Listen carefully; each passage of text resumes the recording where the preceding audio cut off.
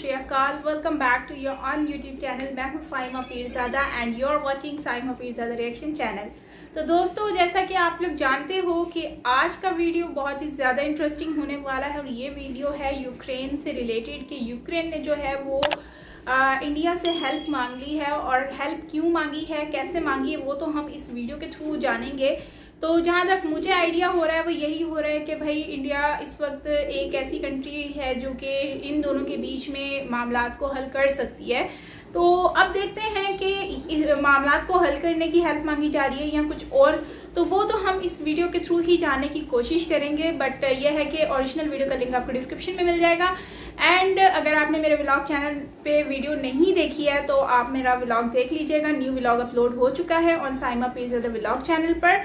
सो yes, करते हैं video को स्टार्ट। So let's start.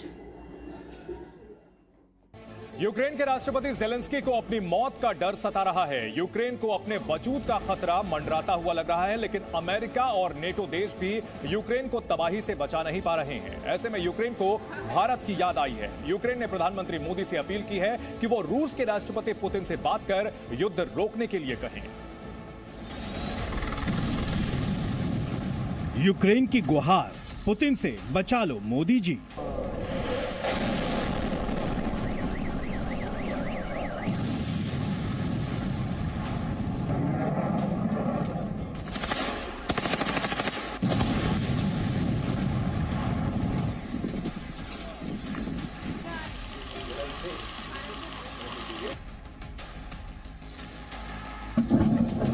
रूस और यूक्रेन के बीच युद्ध के 11 दिन हो गए हैं। यूक्रेन का अब शायद ही कोई शहर बचा हो जो रूस के हमले का निशाना ना बना हो। शहर शहर तबाही और बर्बादी के निशान दूर दूर तक देखे जा सकते हैं। यहां तक कि यूक्रेन के राष्ट्रपति वोलोदिमीर जेलेंस्की को भी डर सता रहा है कि आज की रात उनकी आखिरी रात ना हो। यूक्रेन के राष्ट्रपति जेलेंस्की ने अमेरिकी सीनेटर्स से कहा है कि उन्हें लगता है कि अब वो ज्यादा वक्त तक जिंदा नहीं रहेंगे। बम बारूद के धमाके कब यूक्रेन के राष्ट्रपति जेलेंस्की को अपनी चपेट में ले लेंगे, ये बात यूक्रेन को अच्छे से समझ में आने लगी है। इसलिए यूक्रेन ने पुतिन के कहर से बचाने के लिए भारत के प्रधानमंत्री नरेंद्र मोदी से गुहार लगाई है। रूस के ताबड़तोड़ हमले में यूक्रेन की आत्मा तक कांपी है। ऐसे में रूस के साथ भारत की पुरानी दोस्ती और पीएम मोदी का दुनिया में ऊंचा कद यूक्रेन की इस गुहार की सबसे बड़ी वजह मानी जा रही है। यूक्रेन के विदेश मंत्री दिमित्रो कुलेबा ने युद्ध रोकने के लिए भारत से अनुरोध किया है कि वो रूस के राष्ट्रपति व्लादिमीर पुतिन से जल्द बात करे ताकि यूक्रेन की जान बच सके, यानी युद्ध समाप्त हो जाए। All countries who enjoy special relations with India, they can appeal to President Putin, Prime Minister Modi.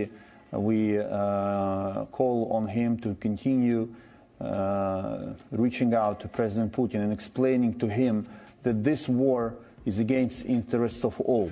The only person on the entire planet who is interested in this war is President Putin himself. Zee News के सहयोगी channel व्योन से बातचीत करते हुए Kuleba ने तुरंत रूस को गोलीबारी रोकने की अपील की है। कुलेबा ने यूक्रेन और भारत के संबंधों की भी दुहाई दी।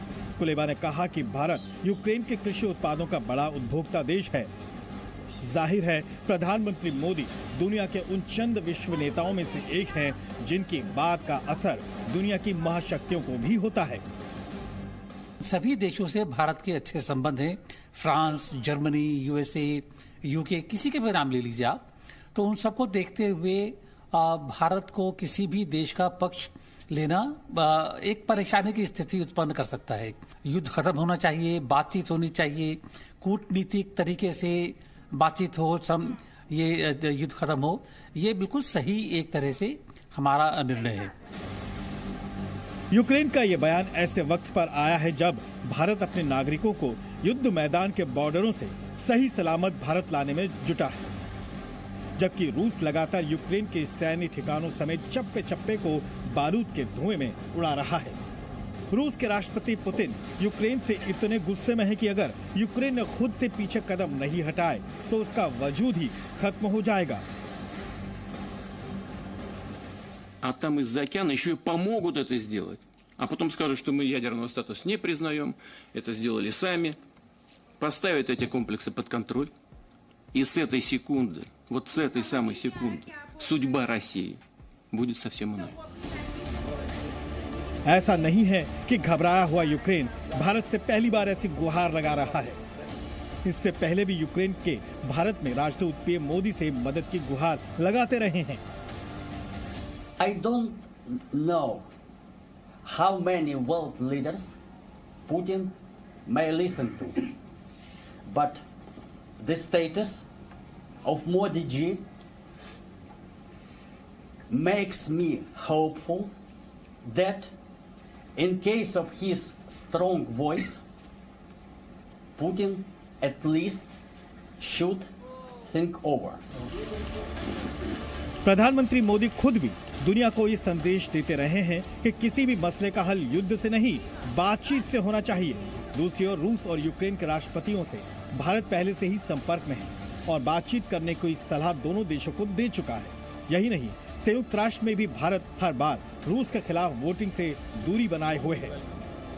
दूसरी ओर भारत यूक्रेन में फंसे अपने नागरिकों को जंग के बीच से सुरक्षित लाने का प्रण लिए हुए है।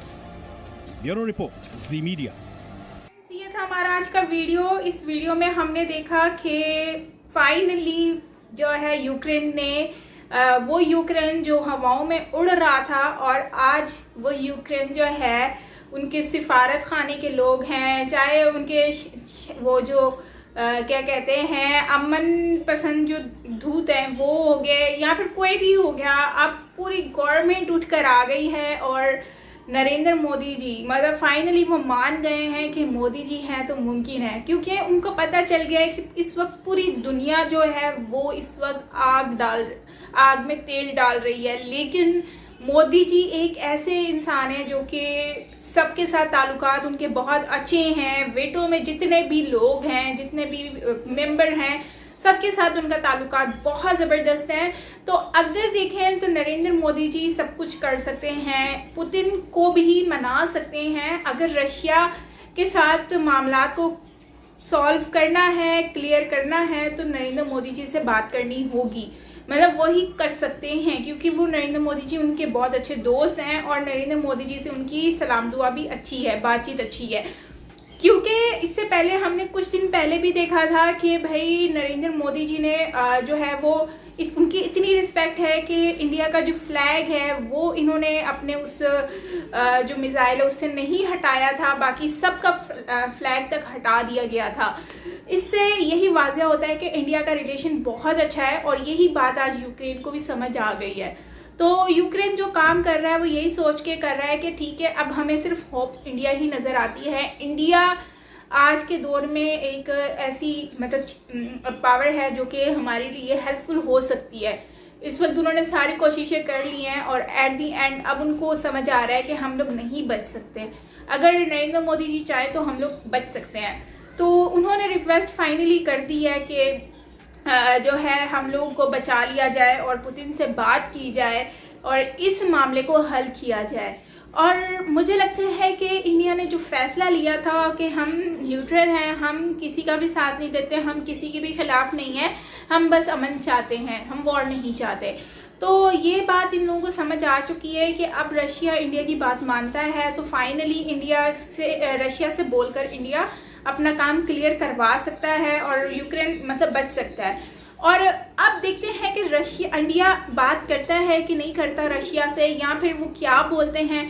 और मुझे जहाँ तक लगता है रशिया इनकी बात मान जाएंगे नरेंद्र मोदी जी की, क्योंकि उनके अच्छे दोस्त हैं। लेकिन यहाँ पर अगर हम बात करें तो जाहिर सी बात है रशिया की भी कुछ डिमांड्स होंगी जो कि अब वो रखेंगे आगे, और अब देखते हैं कि वो डिमांड उनकी क्या होती है। अब उनमें से वो डिमांड उनकी ये भी हो सकती है कि भाई हमें दोबारा से वेटो में मेंबर बना दिया जाए, या फिर उनसे जो चीज़ें छीन ली गई हैं वो दोबारा दी जाए, उनके राइट्स दिए जाए, उनसे सैंक्शन हटाया जाए, मतलब वो हर चीज़ जो उन पर ज़बरदस्ती थोपी गई है रशिया के ऊपर।